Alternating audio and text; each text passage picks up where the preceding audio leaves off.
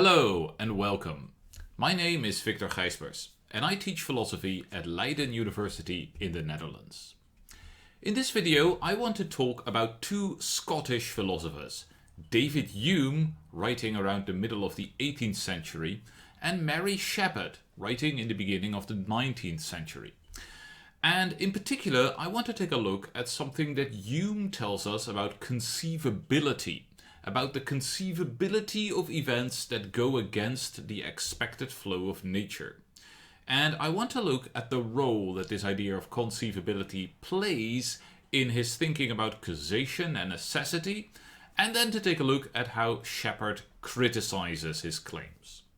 So let me start by reading you a few sentences from Hume's Enquiry Concerning Human Understanding. Here is what Hume says. Is there any more intelligible proposition than to affirm that all the trees will flourish in December and January and decay in May and June?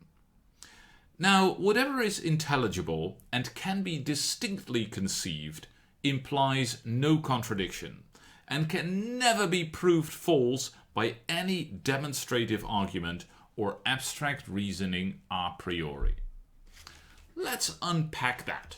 So in the first sentence, Hume asks a rhetorical question.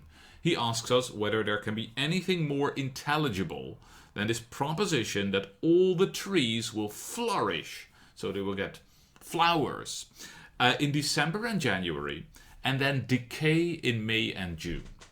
And it's important to note that Hume is not thinking about climate change here. He's not thinking about an exceptionally warm winter where the trees sort of mistakenly start budding leaves and flowers.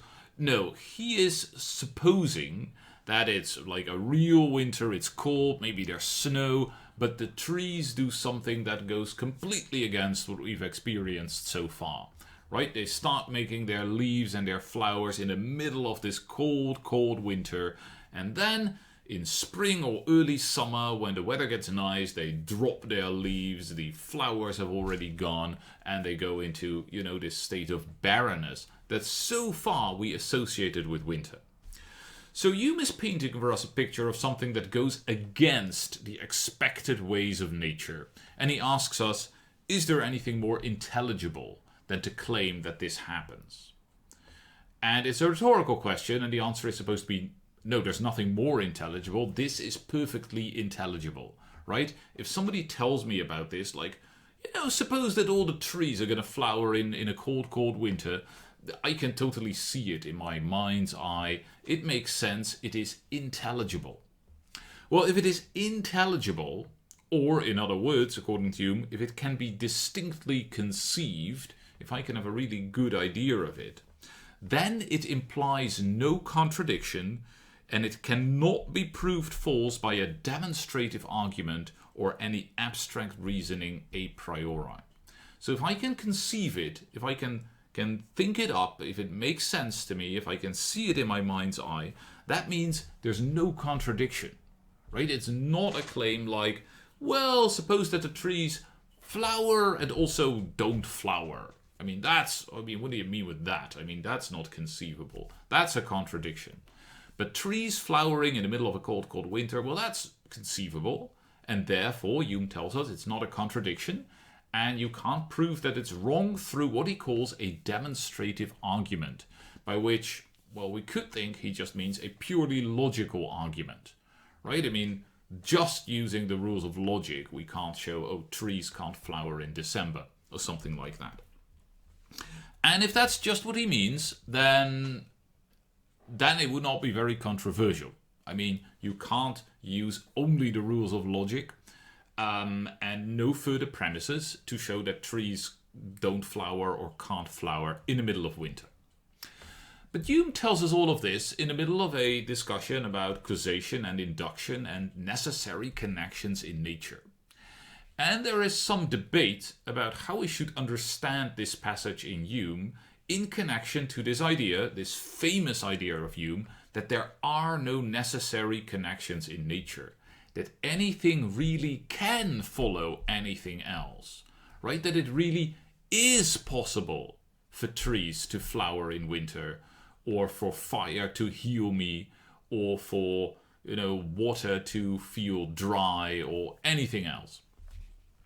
So Hume is often taken to suggest that this really is possible, right? Anything can follow anything else.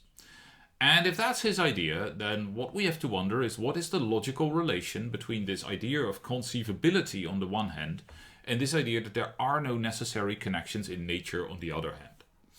And one thing you could think is that this claim about trees follows from, it's a consequence of the claim that there are no necessary connections in nature. And if it is, again, I think it's hard to criticize you. Right? If you follow him, or at least sort of hypothetically allow this idea that there are no necessary connections in nature, that anything can follow anything else, then of course trees can flower in winter and much weirder things can happen. But Hume's ideas about conceivability have also been taken by other authors to actually furnish an argument in favor of the denial of necessary connections. Right? You could also think that what Hume is doing is he is claiming that since I can conceive of trees flowering in winter and snow feeling hot and all these other things, therefore they are possible. And if they are possible, then clearly there's no necessary connection in nature that makes them impossible. Right? So you could also read Hume as claiming that the conceivability of all these scenarios gives us a reason to believe that all these scenarios are possible and that therefore there are no necessary connections in nature. So there are definitely people inspired by Hume who take the argument that way, who think that conceivability is a guide to possibility. And this is the kind of understanding of Hume that Mary Shepard is going to criticize in her essay upon the nature of cause and effect. And it is to that I want to now turn in order to investigate whether it would be a good argument. Can you get from conceivability to possibility? Is it the case that if we can, imagine something, that if it makes sense to us, then therefore it is possible? Well, let me read Shepard to you. And she reacts to exactly this example of the flowering trees. Is there, says Hume, any more intelligible proposition than to affirm that all the trees will flourish in December and January and decay in May and June? And then she says, well, of course, within the context of Hume, like given all the claims that he has made, yeah, it's intelligible. But if you follow my understanding of causation, not so much. In fact, she writes, there cannot be a more unintelligible proposition than to assert of those trees which have usually flourished in May and June that they may cease to do so and only thrive in December and January. So far from the mind being able distinctly to conceive such a change in their qualities, when the proof has been once afforded that it is their nature to require warmth for their growth and that cold kills their blossoms, it must ever after be considered impossible for these objects to affect qualities not originally included in their natures. Let's unpack that, and maybe I'll reread that last sentence and give some comments as we reread it. So what she says is this: so far from the mind being able distinctly to conceive such a change in their qualities, so Hume says the mind can conceive this change in their qualities, right? The trees had the quality of flowering in summer, now they have the quality of flowering in winter. Can we conceive of that? No. Suppose the following. Suppose that the proof has been once afforded that it is their nature to require warmth for their growth, and that cold kills their blossoms, right? If that's what we know about trees, if we know that they require warmth to flourish, if we know that cold kills their blossoms, then it must be impossible to think of these trees as flowering in winter, right? If we know that it is the nature of these trees to be able to flower only when it's hot and to be unable to flower when it's cold, then it becomes thereby, Shepard is telling us, impossible to really conceive of those trees flowering in winter. If they were flowering in winter, they would be different, right? They would have different properties than the original trees. They would not have the nature of these trees. They wouldn't be these trees. That, in a nutshell, is Shepard's argument. So here's another way to say that. As long as we are ignorant about things, a lot of things seem possible, right? If we don't know much about an object, then, who knows what it could do, right? Lots of stuff is possible. But the more we know about the nature of things, the more we learn about what those things can do, right? And here we see a very deep distinction between Hume and Shepard, right? For Hume, when we learn more about things, we learn how they have behaved, but that's basically it.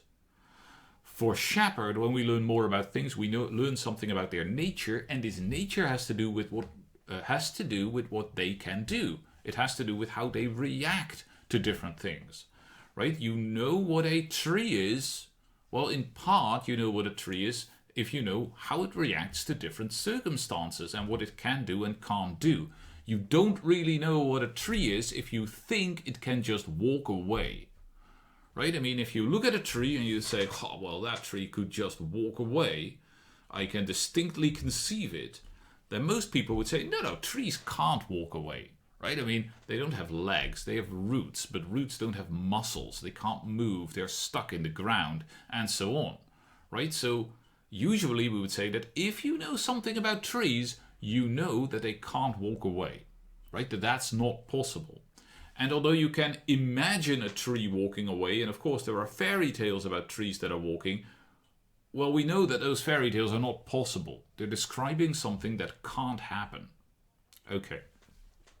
And here's another, maybe even more dramatic example. Suppose that I give you a box, like a metal box, and it's closed, and there's a button and there's a lamp. And I ask you, well, if you press the button, could the lamp light up?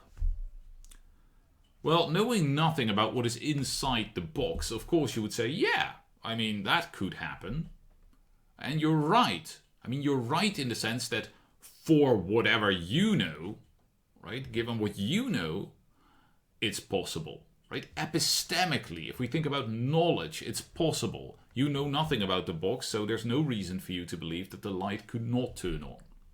Okay, now we open the box. What do we see? We see that the button isn't connected to anything. The entire box is empty. The lamp, there are 2 copper wires coming from it, and they dangle there in the air. They're not connected to a power source. They're just there. And now I ask you again, if I press the button, is it possible for the lamp to go on? Right? And now you should usually, I think, say no. I mean, this lamp can't turn on unless somebody connects a power source to it, and this button does nothing, right? It's not possible. So in the original state of ignorance, it was epistemically possible, right? We didn't know that it was impossible. But actually, of course, it wasn't possible. Once we know more about the nature of the object, we see that it's impossible. And so what Shepard is telling us is that when we investigate nature, we find out more about it, and so we come to know epistemically about the possibilities and impossibilities that are already there metaphysically. And the fact that epistemically we might not know certain things, and that we might be wrong, and that we even maybe might be wrong about trees. I mean, maybe there are circumstances in which trees flower in winter in the cold, who knows? None of that shows us that there are no impossibilities and necessities in nature. So, if you already believe Hume's idea that there are no necessary connections, then it makes perfect sense to say that anything that is not a direct contradiction is possible. But of course that follows from your main philosophical premise, from this idea that there are no necessary connections in nature. But if you don't have that premise, if you're open to the idea that there might be necessary connections in nature, if you're open to the idea that a lamp that's not connected to a power source really can't turn on, if you're open to the idea that, like, the species of trees that we usually see around us, like, they are made in such a way, right? They grow in such a way, they have, internal structures in such a way that they will only flower when it's warm, then it's impossible, right? Then it really can't happen that they flower in the middle of winter. And if you know enough about trees, then the idea that a tree could suddenly flower in winter might be just as unintelligible or inconceivable as the idea that the light will turn on when I press the button.